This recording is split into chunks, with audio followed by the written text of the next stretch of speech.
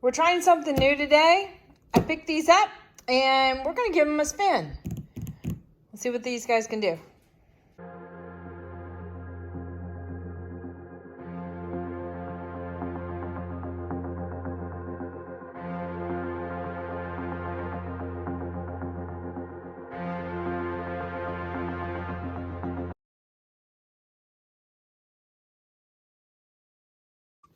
Howdy, howdy, this is Clara Lawrence. All right, so I picked up a pack of this brand of alcohol ink papers or synthetic papers. So that's, it's still kind of a plastic blend. And the product's called Nara. And I saw Heather Mader was using them on her channel. And I thought I'd give them a try. So this isn't something they sent me. This is something I bought. And I was like, let's check this out. And ironically, I went to go visit Rhonda Draculis over at RK3 Designs recently. And she goes, hey, Claire, you're going to do a demo on alcohol ink. I was like, what? And I think Erica kind of had the same kind of reaction when she's like, hey, Erica, you're going to do this. What? So we just kind of went with it. I started pulling out stuff. I happen to have this pack of paper in there because I wanted to show Rhonda some alcohol inks, which I have yet to do. We will get to it, Rhonda, I promise. Any rate, and so I kind of pulled them out and I just did a little bit of stuff, but it wasn't really like, creating something. It was just showing people what alcohol inks can do, and you can also work with them with resin and such. So I wouldn't say that this is thoroughly a test. It even splashed out. But we're going to actually try and just mess with the paper and see what it can do. So I encourage you guys to try different papers. You never know. You might happen across something that works out really well for you. And sometimes the papers are, the cool thing about doing things on papers is you can practice quite a bit. And even on the plastic papers, a lot of times you can almost completely erase them, if not possibly completely erase them, and start over again and just build up your skills on top of that.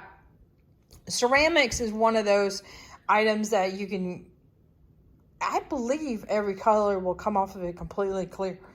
So that's, go get a couple of ceramic tiles from your hardware store and work with them with alcohol inks and mess with them over and over again until you can build up your skills.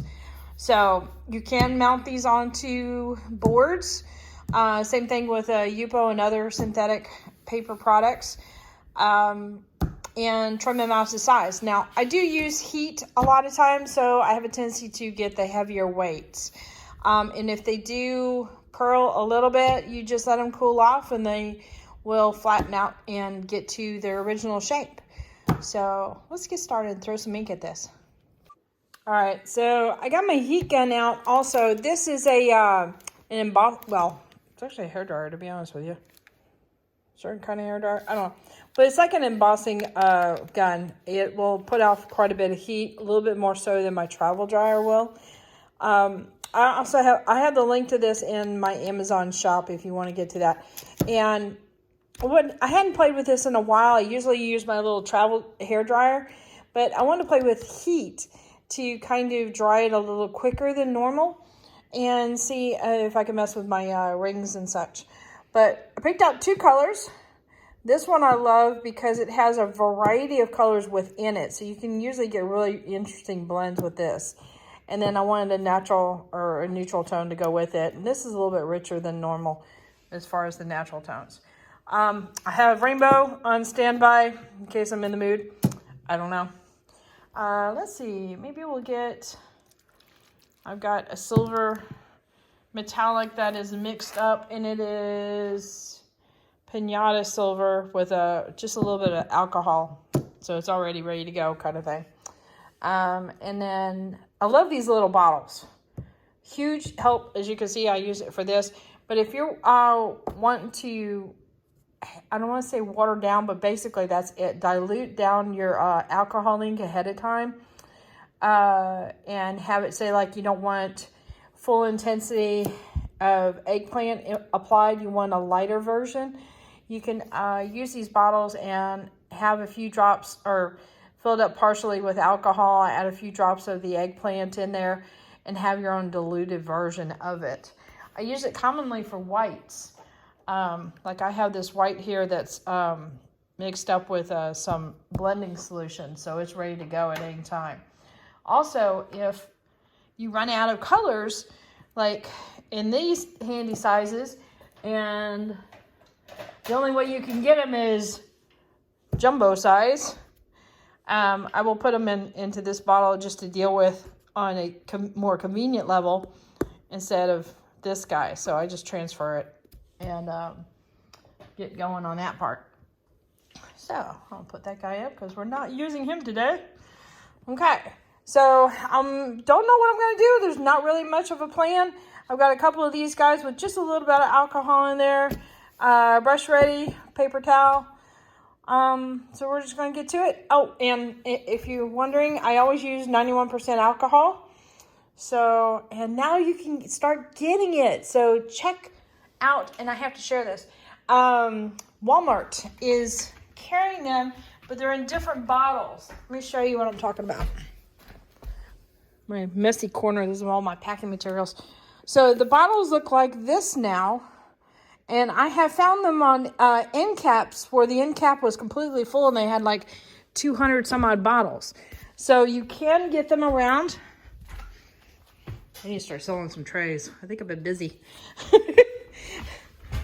So you can get the 91% alcohol.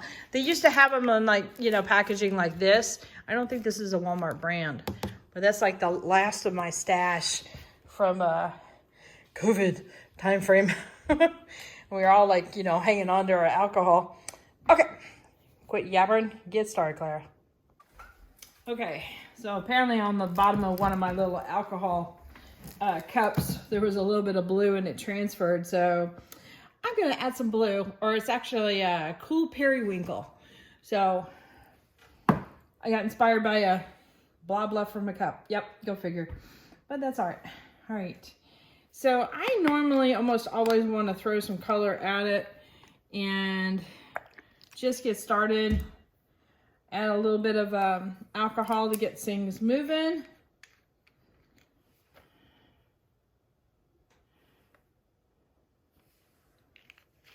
And let me leave these uncapped. For the most part, alcohol ink does really, really well with these little nozzle tips. They don't evaporate really quickly, so you can leave your alcohol inks out while you're working. The only exception to that is metallics, because you really want to shake them up really good before you use them. So I'm gonna just swirl this around a little bit.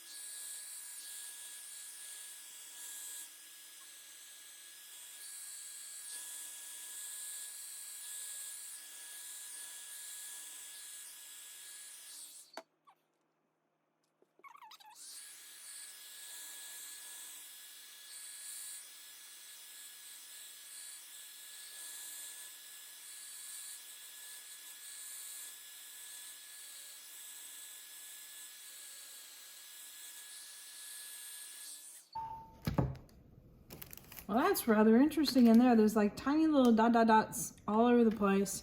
And then these little clusters in here. I haven't really gotten that kind of a behavior before.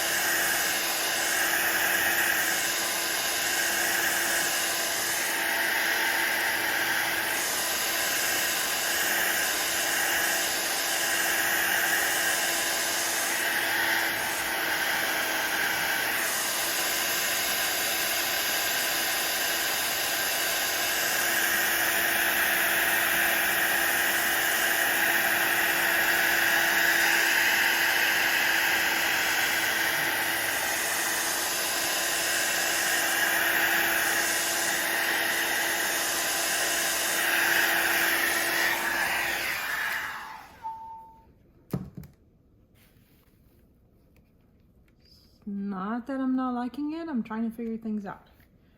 All right, so we are gonna play, because why not? All right, I'm adding a little bit of the silver wash. And I'm gonna see if I can go into a bit of a pattern here.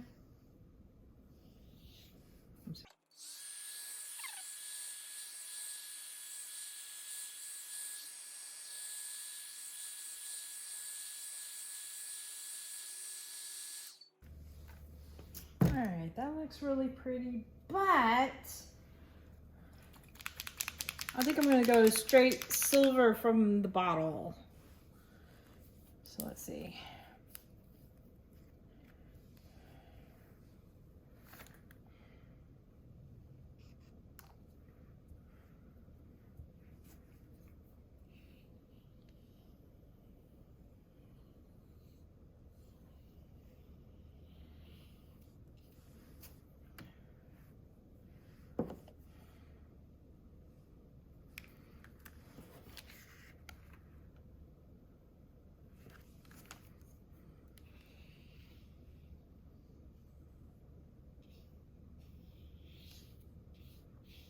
Maybe I need larger deposits to get it to be really interesting. All right, let's try that.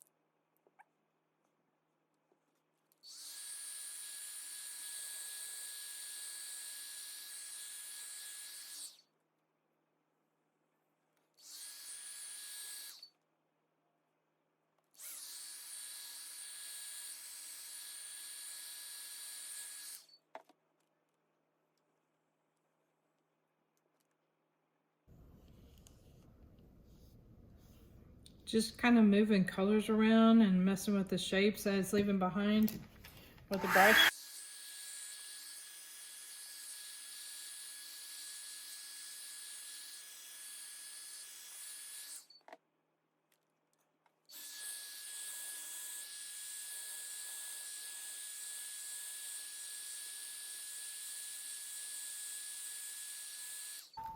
I was trying to see about removing color and softening up this edge here.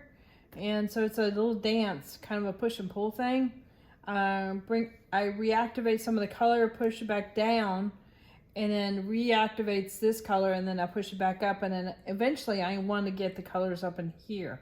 So it's just a matter of like, you know, wake up, wake up, wake up. Okay, everybody's awake. Now let's get back up here. Yeah, I'm talking my colors. Wake up, wake up. Oh my.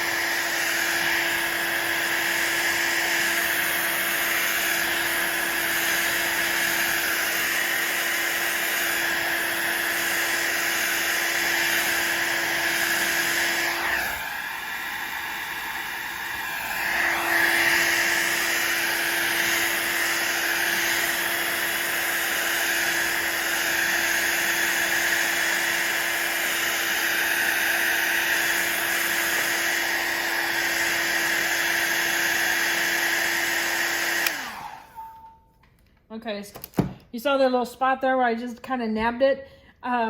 Like with resin, if you've got a surface here and you're missing this little spot, and then this surface here, all that has resin on it and that was dry, sometimes you can just touch it, get the resin in the place, and then it will flow over that spot. Otherwise, it will just kind of go whoop, move around, whoop, that kind of thing. So that's why I touched it. Let's see.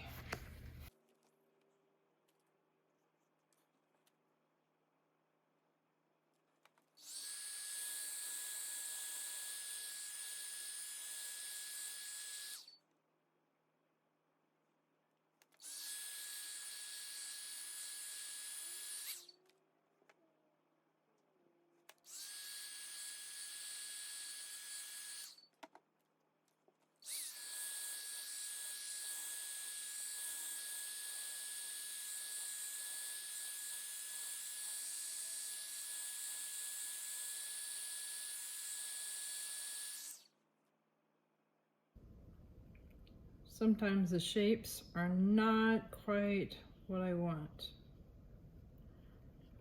So I just get a brush and kind of help guide it.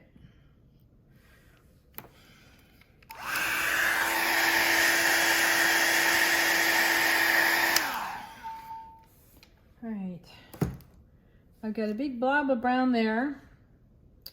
I don't have any brown anywhere else, so it doesn't make sense.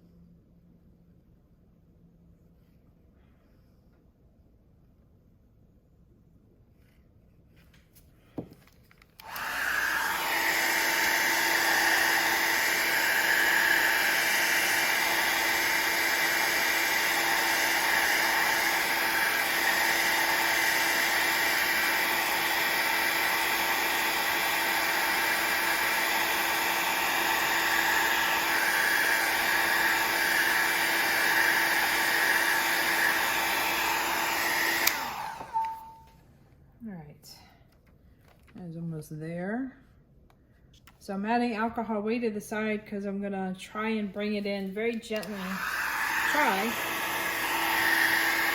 and see if I can soften that edge. Just okay, maybe not gently.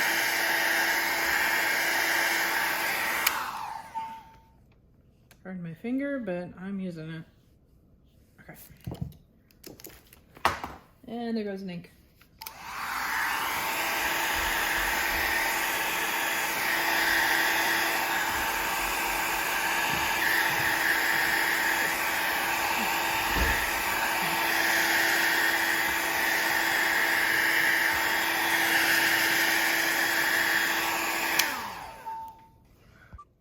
Zoe, what you doing?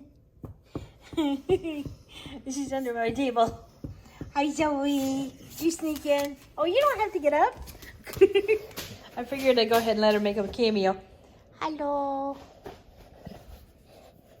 Okay. Can't be sorry. I had to pause for a moment because my son came in.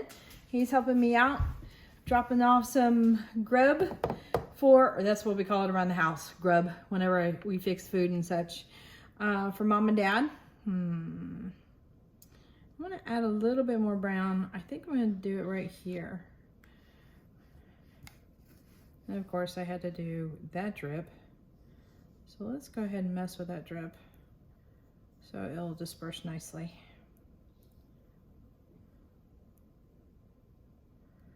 Okay. So I think I'm gonna do it right here, clearly.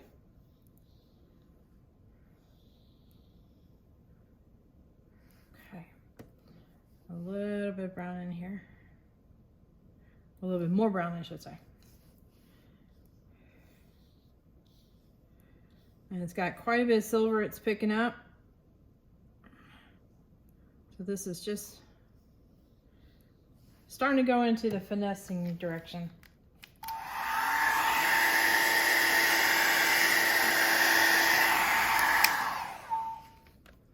think I want a little bit more alcohol.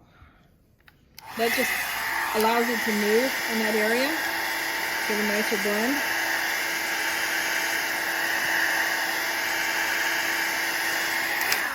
Of course, it's not doing what I wanted to do, but that's okay.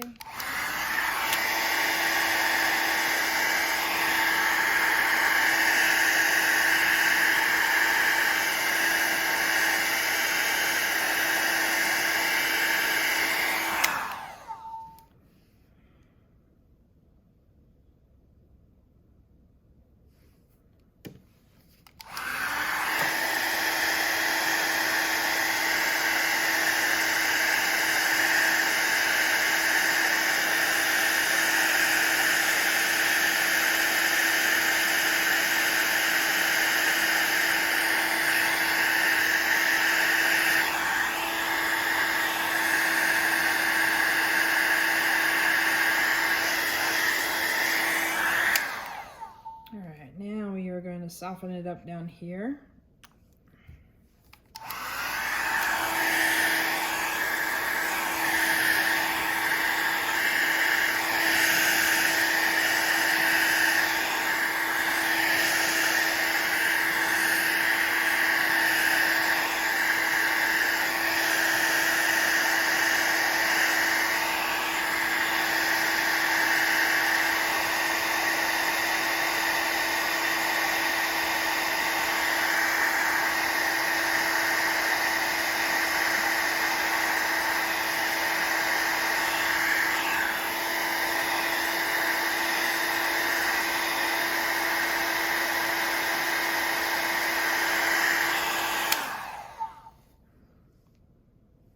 Almost there, I think.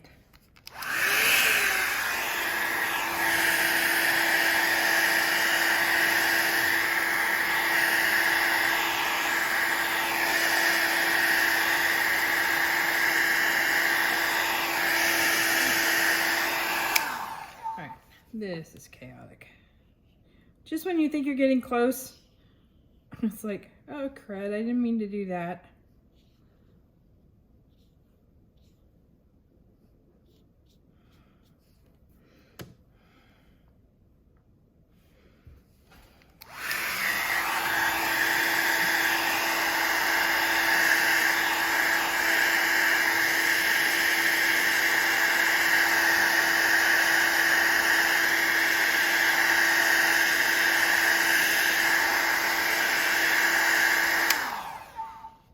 I think is one of the reasons why I gravitate towards my travel iron is it's not as much pressure as far as the blowing.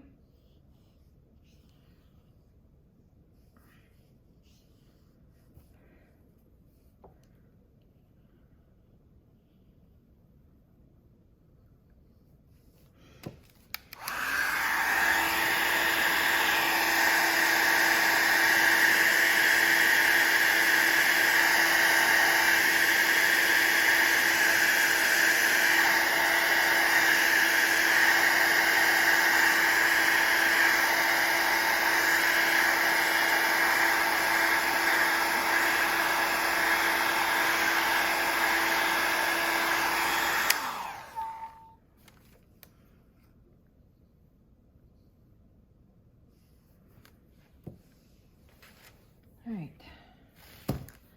So that is my plate. Ooh.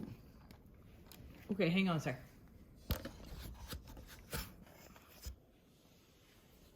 Sometimes you just don't see things until you start moving them around.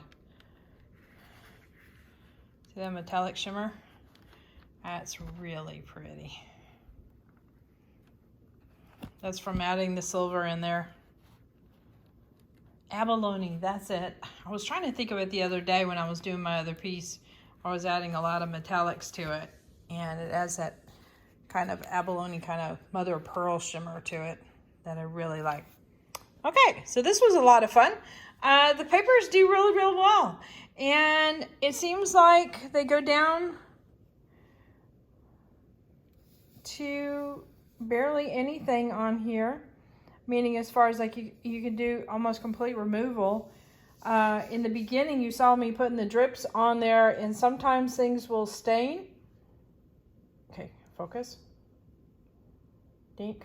They'll stain right where you drop it. Like the little boards I use will do that sometimes, and so that's why I put down a whole lot of alcohol, so that way the ink will be still floating around. It doesn't deposit little drop stains.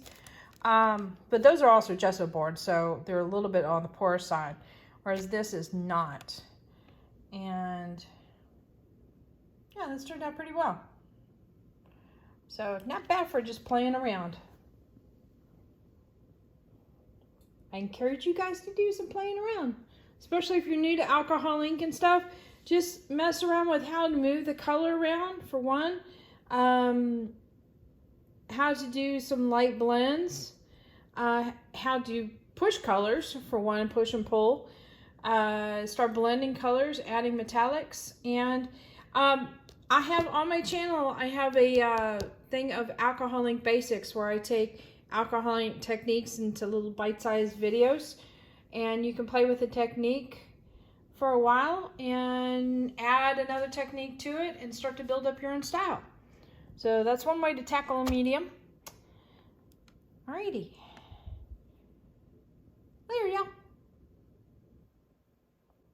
Alright, hit that like button, hit the subscribe button, but definitely hit the bell to get notified next time I put a video up. And check out the links in the description below. There's my Amazon store. And within the Amazon store, I have a section for alcohol inks. So I believe these papers are also in that area as well as some alcohol inks that I use and other supplies and stuff. So yeah, check that out. I get a teeny weeny bit of commission. We're talking pennies here, and it doesn't adjust your price range whatsoever. There you go.